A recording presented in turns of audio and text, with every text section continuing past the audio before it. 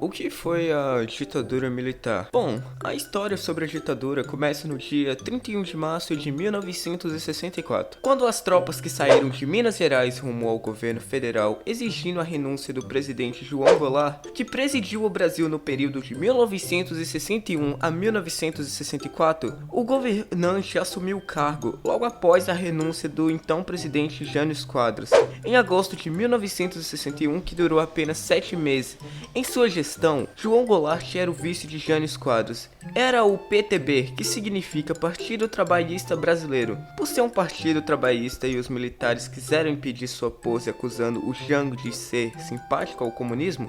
Ah tá, eu já tava me esquecendo. Jango era o apelido de João Goulart, tá? Só pra deixar claro aqui, então ignore essa parte. Mas Jango estava sendo apoiado pelo governador do Rio Grande do Sul, que era o Leonel Brizola, também do PTB. Muitos tinham medo que a briga entre o Brizola e os adversários de Jango terminasse em uma suposta guerra civil. Para evitar tal caso, o Congresso Nacional aceitou dar o pose de Jango, mas retirou dele alguns dos poderes, e assim foi instituído ao parlamento do regime, no qual o chefe do governo do primeiro-ministro nomeado pelo Congresso e não o presidente da República. Em 1963, houve um plebiscito para decidir que o regime parlamentarista deveria continuar ou se o Brasil deveria voltar ao regime anterior. A maioria dos eleitores votou a favor do presidencialismo de Jango, então procurou fazer várias reformas na sociedade e na economia, e tais medidas que provocaram revoltas em grupos mais ricos da sociedade, entre os chefes militares e a oposição política, dizendo que as reformas eram favoráveis ao comunismo. Houve então uma conspiração entre militares e início para derrubar o presidente da República no dia 31 de março de 1964.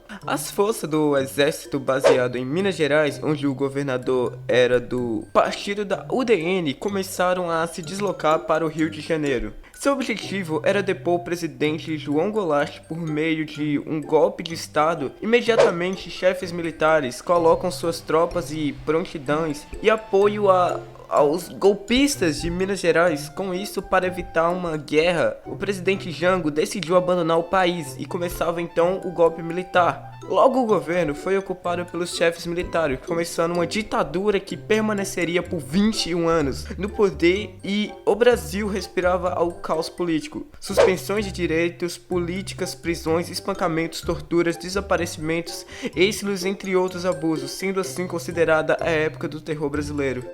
Bom, pelo que eu entendi, é basicamente isso, né? A ditadura. Então, obrigado por assistir até aqui e adeus.